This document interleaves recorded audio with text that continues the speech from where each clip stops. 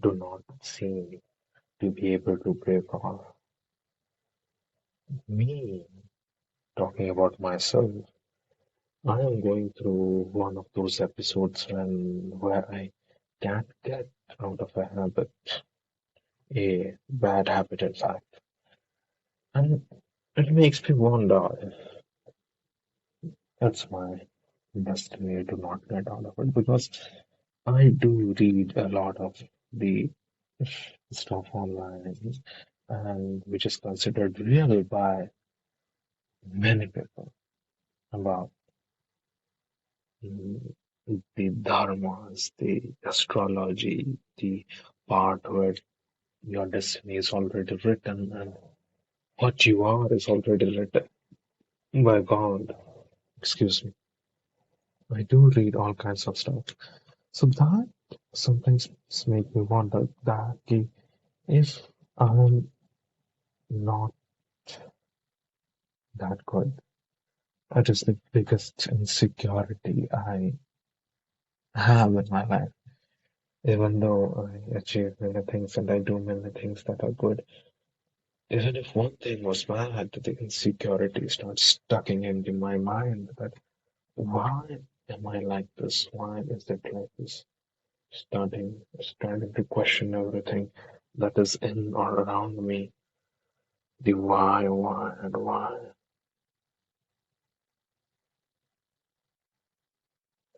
And the thing is, although I tell myself that I am being such a big proponent of doing things for God, then I feel him.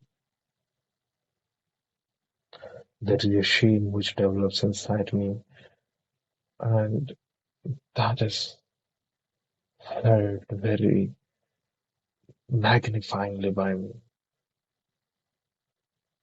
And same is a concept that has been conceived from the oldest generation of mine since the Adam and Eve.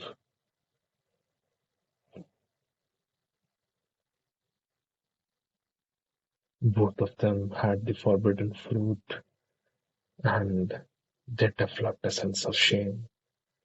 So that is the shame that I'm feeling today, that I am not doing what I am supposed to be, even though I'm doing a lot of other things, even if everything goes right, and just one thing goes wrong, one habit which I need to fix.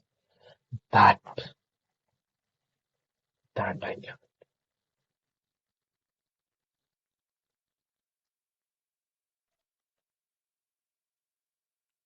And it is a sad thing because then I don't know what to do with it.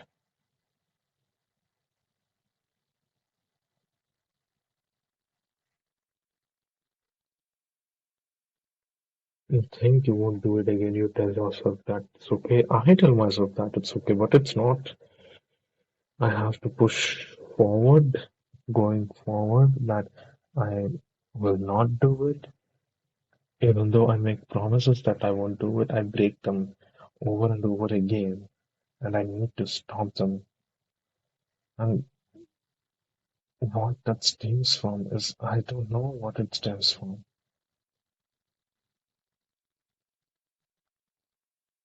But maybe that's because I'm being too comfortable with my own life that I have the time and the energy to put myself into a path where I am distracted and tempted to do other things, quote unquote.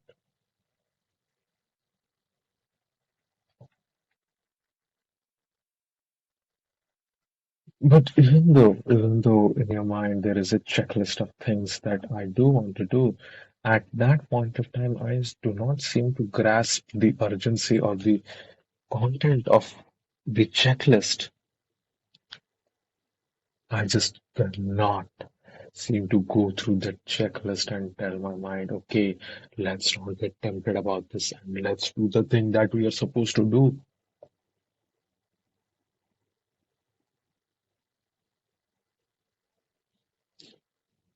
And this is a very straightforward thing. Either you do it or you don't. It sounds very simple. I know. That is a simple choice to make, but that simple choice is costing me my entire freaking willpower, and that is failing me.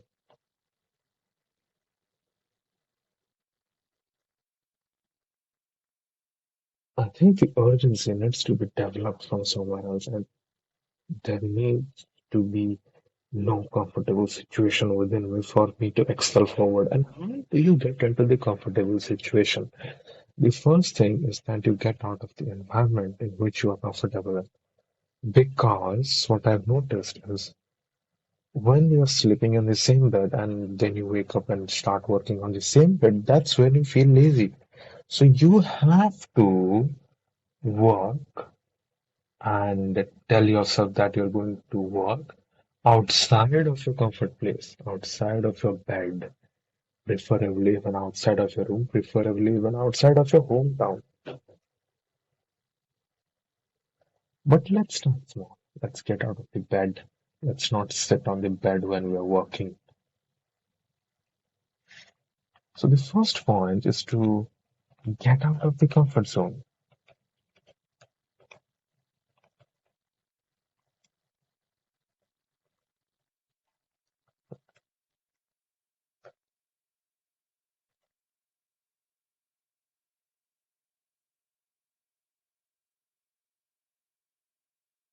Now, the second point, our mind is a very efficient part of the human body. It forgets what it doesn't need. It forgets the things that are not urgent. It does not remember in lists, in arrays, but it remembers through experiences, through stories. As a kid, we've always been told to read books and memorize them. That is the whole education system out there in most of the places. But our memory is not like that of a computers. That there are boxes and you need to fill those boxes. We learn through stories and experiences.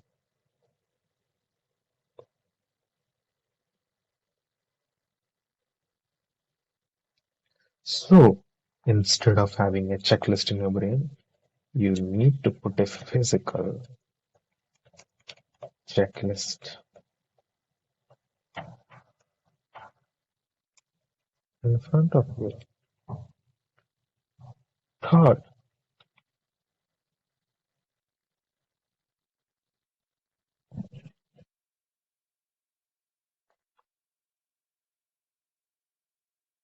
could be any other thing which could make you less attracted or tempted towards the bad things or the procrastination that you are doing. That would be making the procrastinators, the things that make you procrastinate harder to reach.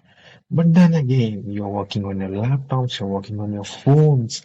So how are you going to just, you know, make your make them less accessible, make those softwares or those apps more less accessible?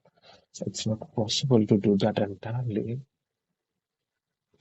So we need to find a way in which we can do that.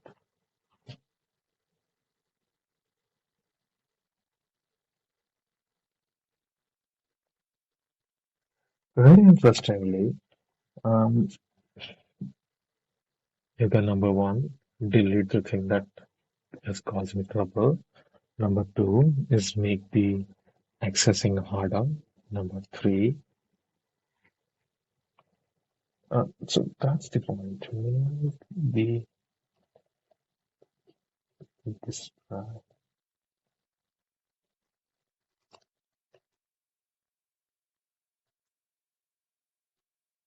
reach. Basically, it ties into the first point that you should make your environment prone to making you work.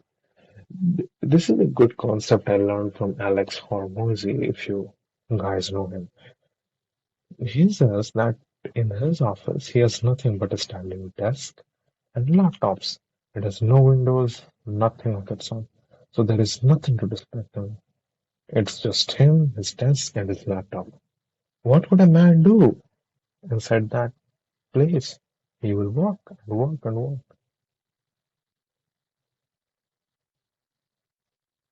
So that's one of the amazing points that he tells us. By the way, he's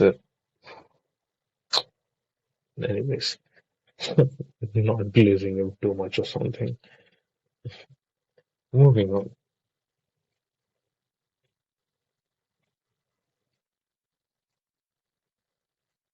Now, there are a lot of things which might be hard for you, and with time, some of the hard things that you do are going to be easy for you. So you need to understand that you sometimes what your brain does is that instead of doing the hard thing, it will look for the ne- second hard thing, which you're more adequate with. I'll give you an example. Um, so nowadays, many guys that I see or girls that I see, they need to work on this communication skills.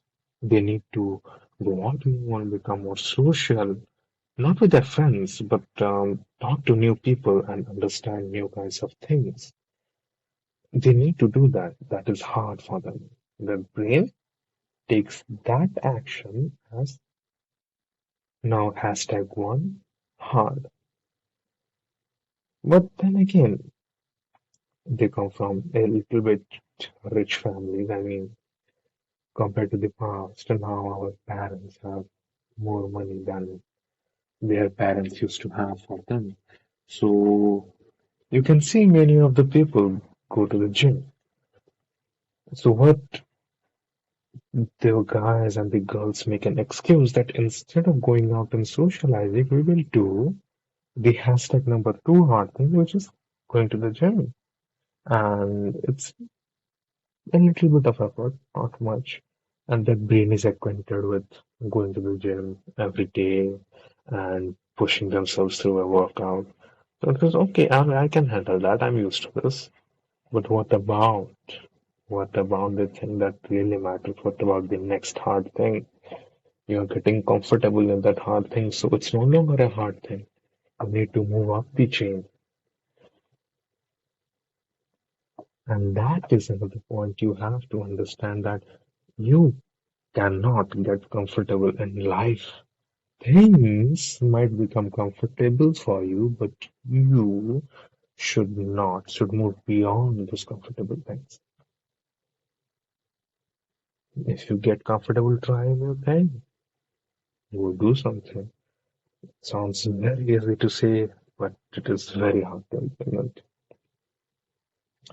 So, someone recommended me this book, The Hard Thing About Doing Hard Things. I'm gonna read it because the title makes you think that how do you handle hard things? And it's an amazing title by the author, how he maintains the curiosity and how he relates the very important aspect of your life, the very important aspect of your everyday thinking about your situations, about the question in your mind, why is it so hard?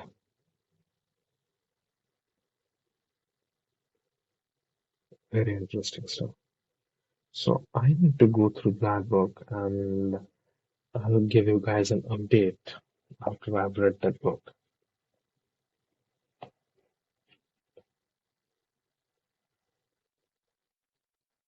And the fourth thing is actually holding yourself accountable.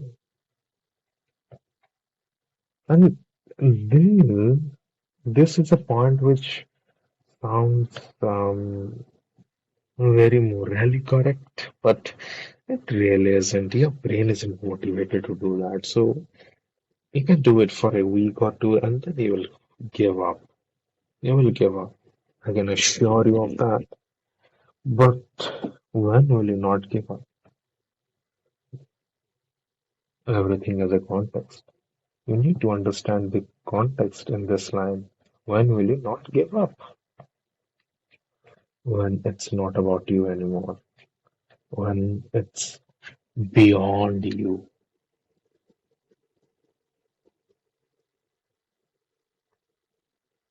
If you have a family to feed, you won't be sitting at your house idling around doing nothing, scrolling through Instagram reels. You will be going out and doing something. Imagine you are married to the love of your life. In the marriage vow, you promise that you will provide for her, you will protect her. The life goes on beautifully. You are beautiful to your wife is beautiful to you. You are in love, you have kids, two kids to take care of. And then you lose your job, your kids can't go to school, your wife can't even get groceries. She is feeding the kids instead of feeding herself. You can see it in her eyes. She is hungry, she is sad, and you can see it in her eyes that the look, the way she looks at you has changed. She doesn't, she wants you to help her. She wants you to be the man that she trusted you to be and provide and protect for her in that bad time. What you are going to do? You are going to move out. You can't stand that look as a man. You can stand that look that you get from your children. Their children, they don't know. They'll think you're a weak father. They'll look at you with those eyes. You definitely can't stand that.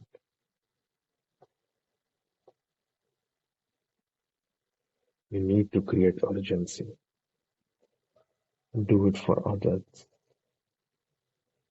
Do it for God.